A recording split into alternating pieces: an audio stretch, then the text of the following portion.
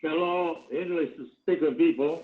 Yesterday, Saturday, we left with a petition of Sinchi Roca asking for return of the land, but the land that is pristine, the land that hasn't been touched, so that it can be kept for humanity, for the planet, undisturbed, so that we can preserve our world from destruction. Today, Sunday, we continue with this incredible reunion of the 13 Incas with me trying to make petitions or demands to the International Court of Justice in The Hague about our demands. And this time, we finished asking that they raise the name of India. We requested they return some of the pristine land. And now we get to the main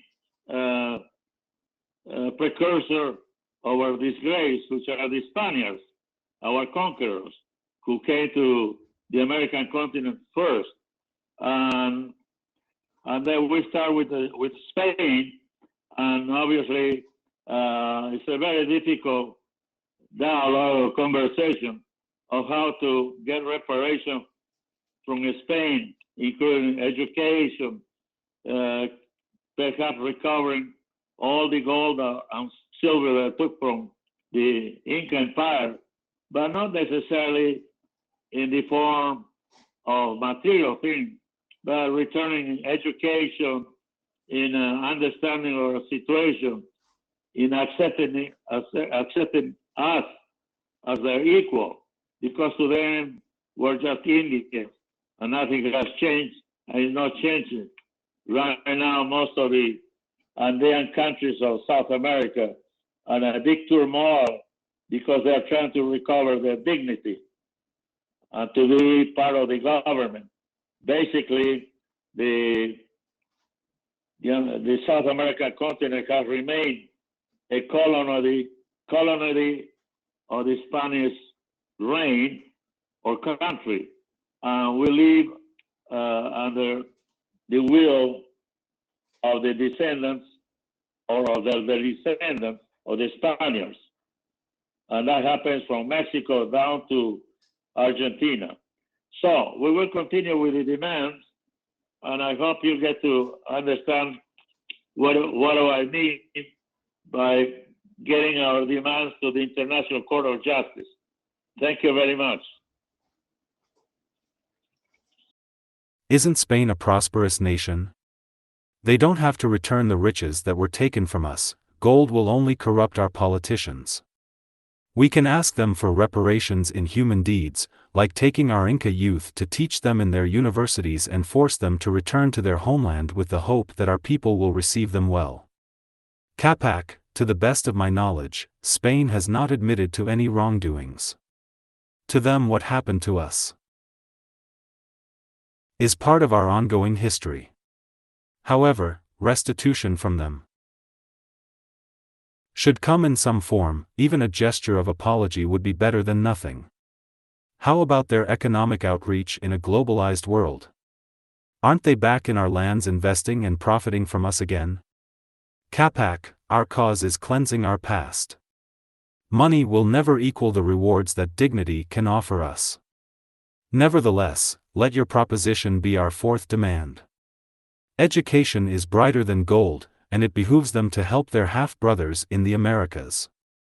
After all, we recognize Spain as our mother country, but to them we are only their stepsons. Words. Words. Why don't you tell like it is? They are still the ruthless conquerors that they once were. Perhaps I should. But we must be able to use our horrible past to our advantage, like other subjugated nations and people have done. Then what should our next demand be? Oh! The mother of all churches. The bastion of our beliefs and the pantheon of the gods, where everything began and where we will all end.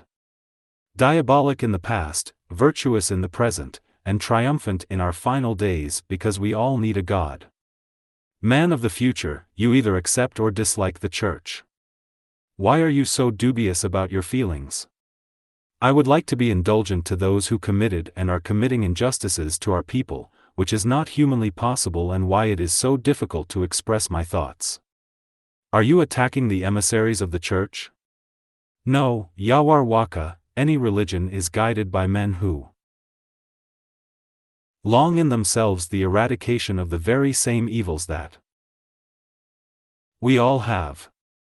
Tell me if the representatives of the God of the strangers were men of goodwill, and if their organization owe us something?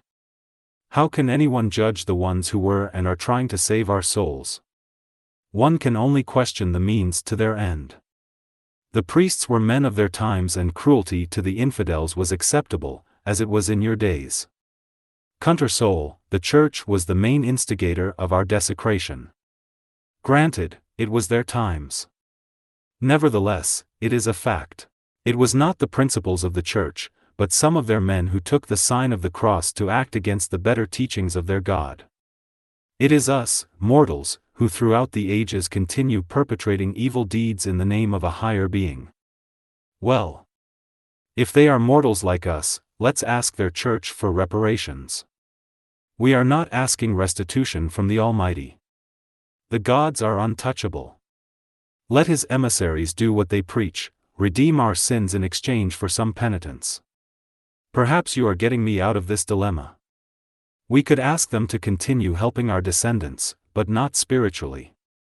They have been doing that for the last 500 years, and look where we are. Although, they should endure with that endeavor, for humanity will never change. Evil is in all of us, including us, Indians, which is what makes us human, and we want to belong to the community of mankind. Then, what can we ask from the church? Our gold has long been melted into Christian chalices. Yawar, you had schools only for the nobles. That is where you failed, and that is where the church is also failing. Some of their schools are only for the privileged. If we had similar faults in education, and they are still perpetrating the same deeds in spite of the times, why don't we ask them to teach our Indian children in their schools? They might accept your demand.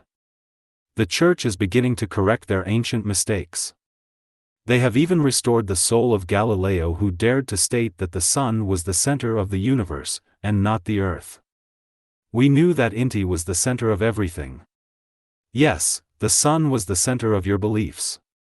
But proof of what we believe is what one needs to be in unison with God and the universe. The church has also apologized to the Israelites for keeping silence of their Holocaust during World War II. However, we have not heard an apology from the popes for the greatest genocide ever committed in the American continent with the backing of their church. Then ours is also a Holocaust. Nobody has an ownership of that word. It belongs to anyone who has suffered great and wide destruction, as defined by the dictionary. However, ours was and is a living Holocaust without any hope of extinguishing its flames, unless we cry as loud as others who have righted their past indignities. Counter soul, we have spent too much time discussing the church of the strangers. I hope we have not aroused their anger, for their revenge is deadlier than the wrath of their God. Thus, I propose that the mother of our beliefs helps us to educate our needed children. Yawar, let that be our fifth demand, conscious that it is we who have to be vigilant for our own reparations. For nobody is going to accept any culpability. Man of the future, are you implying that no one had any part in our downfall? Inca Wiracocha, we were the main instrument of our own demise. How are we going to ask the world to restore our dignity, if we were responsible for our decline?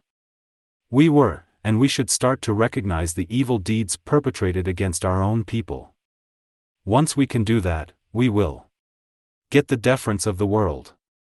For there is nothing more admirable in a nation than the esteem their citizens have for each other. How are we going to go about asking restitution from ourselves? Inca Wiracocha, it is time that we venerate the temple of our innocence, the very stone upon which God laid his church, a child, and be the guardians of our most precious heritage, the cloning of ourselves through procreation. Have we not done everything for the welfare of our descendants? No. And we will continue failing, if we don't look out for our own progeny. How? By becoming the best parents we can be, which would get us closer to the wishes of our Creator. You are talking like a priest. Wiracocha, the preaching of all men of goodwill will always end in the love for all of our sons and daughters. If anything, humanity owes reparations to them.